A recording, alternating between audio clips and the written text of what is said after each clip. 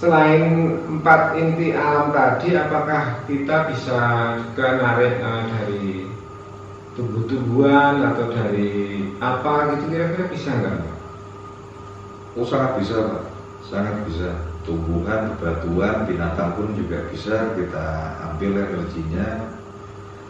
Kalau yang sudah tahap lebih lebih jauh ya kita mau ambil dari luar angkasa ya bisa, tergantung kebutuhan gitu. Kemudian cara pengambilan itu, misalnya udara itu kan kotor, apakah kita juga harus memvisualisasikan udara itu harus bersih, tanah harus bersih, air harus bersih, atau gimana? Nah iya, kalau yang diambil yang positif ya otomatis satu niatnya dulu ya. Niatnya dulu kita niat menyerap energi positif, energi baik dari alam semesta untuk diri kita. Ucap itu dulu, lalu nanti di visualnya ini ya bayangan yang bersih tuh. Terus gini Mbak, kalau kita sudah sering latihan, apakah kita bisa komunikasi dengan inti alam itu sendiri? Bisa. Sistemnya gimana Mas? Sistemnya? Dimaksud komunikasinya misalnya gini, ketika kita sudah akrab dengan elemen air ya, elemen air dan udara, misal kita mau pergi lalu turun hujan ya, kita bisa berhentikan itu hujan dengan cara itu tadi, kita komunikasi lewat batin. Kita meminta tolong elemen air dan udara singkirkan dulu hujan di sini atau minimal redakan. Jadi kalau betul, jadi kalau sudah akrab ya kan enak Pak. Iya. Karena kalau kita nggak akrab kan istilahnya kayak manusia aja kan nggak kenal ya. Iya. Terus untuk hujan itu istilahnya saya kira bukan berhenti mungkin ya Mbak ya, tapi ya, untuk mengalihkan sementara atau menunda. Ya, menunda sementara sih seperti itu. Tapi kan hujan itu kan memang sudah jatahnya suatu daerah. Bagaimana kalau itu dipindahkan? Apakah itu tidak menyalahi hukum alam? Oke, ini pertanyaan menarik. Jadi kalau misalnya memindahkan ya, bagi yang sadar dia akan mengembalikan ke posisi semula agar tidak merusak siklus. Oh iya benar. Nah iya kan, jadi kita tunda sementara hujannya, lalu setelah selesai kita turunkan lagi kan bisa. Ya, dengan begitu keseimbangan alam tetap terjaga Pak. Oh iya. Nah, cuma ya ada beberapa juga yang tidak mengembalikan dan itu akhirnya berimbas pada siklus alam. Oh, merubah siklus alam ya? Iya. Sekarang kalau kita bicara musim sudah sulit ditebak Pak. Iya. Perakhiran cuaca itu udah nggak bisa tepat. Apa kemungkinan karena itu saling memindah antara orang ya Pak ya? Betul. Apakah energi itu bisa disalurkan tanpa menyentuh dengan orangnya? Oke. Tanpa menyentuh? Iya. Sangat bisa. Ini gimana caranya untuk menyalurkan itu supaya? Kita tinggal pilih medianya Pak. Medianya mau pakai apa? Misal begini, ya, manusia, misal kita mau kirim energi ke si A, ya toh. Nah, si manusia ini kan ya masih injak bumi Pak. Iya. Nah, kita bisa alirkan lewat tanah. Oh iya. Kita bisa alirkan lewat tanah. Lewat udara pun juga bisa. Tapi kalau mau mudah ya pakai tanah dulu. Iya. Lewat tanah kita alirkan, nanti di sana si air ini suruh merasakan gimana perubahannya gitu. Untuk membuktikan ini berhasil masuk energinya. Berarti kita memakai kekuatan energi alam itu tanpa dibatasi lautan ya? Oh iya, tidak ada yang istilahnya kita dengar selama ini terbatas oleh lautan gitu.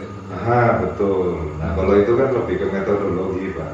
Jadi ada beberapa memang yang ada kan ya kita tahu, oh kalau lewatin lautan luntur atau tidak nyampe. Iya. Gitu. Kalau saya bermain dengan logika, saya kombinasi. Lah kan kalau kita bicara lautan kan di dasarnya ya tetap ada tanah. unsur tanahnya kan ada. Gitu. Jadi tidak terbatas itu Pak. Oh iya benar itu Pak.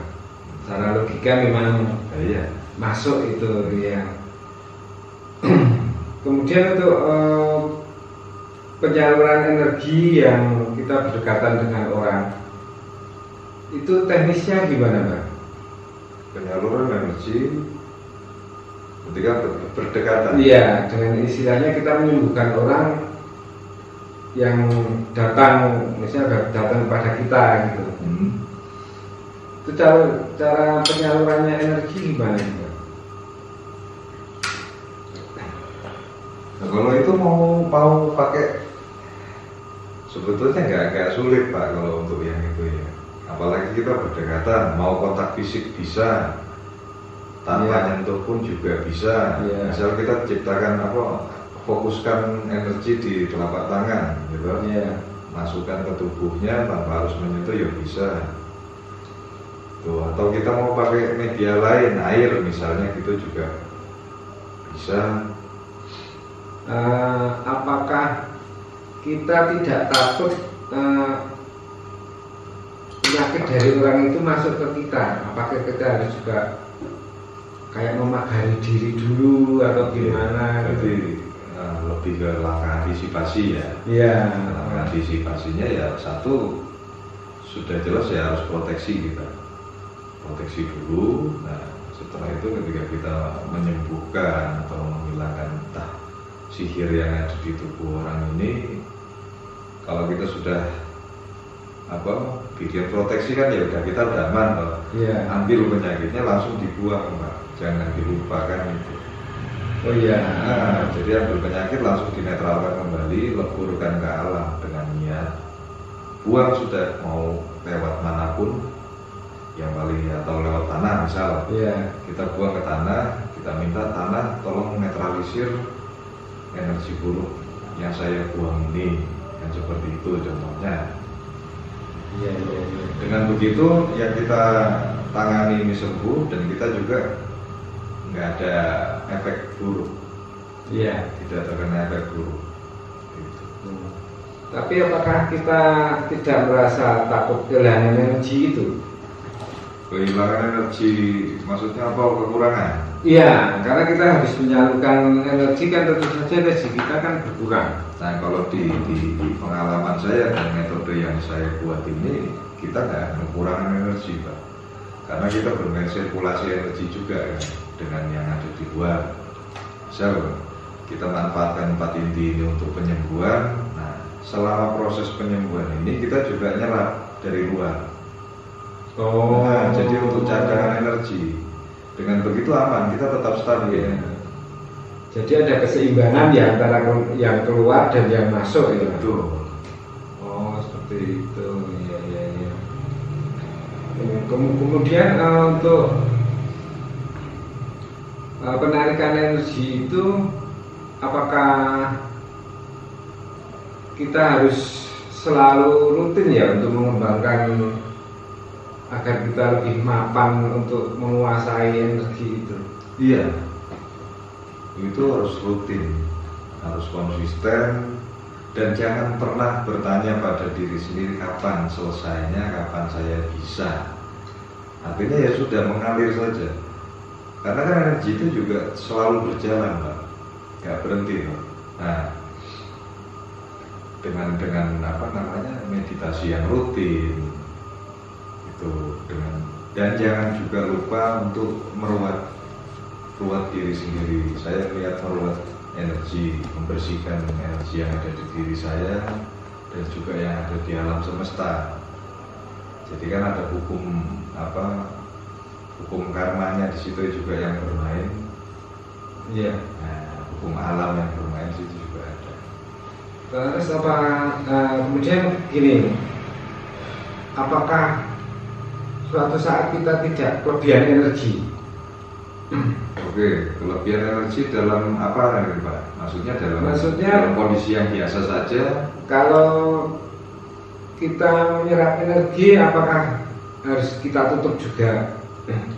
Karena kan kalau tidak ditutup kan kemungkinan energi itu akan masuk terus kan nanti ngomongin tubuh kita gitu. Jadi kita overcharge ya. Iya. Overcharge. Nah untuk itunya ikuti kata hati saja Pak. Atau kita main dirasa kan, ketika kita merasa oh sudah cukup energi yang kita serap segini saja, itu kita bisa stop.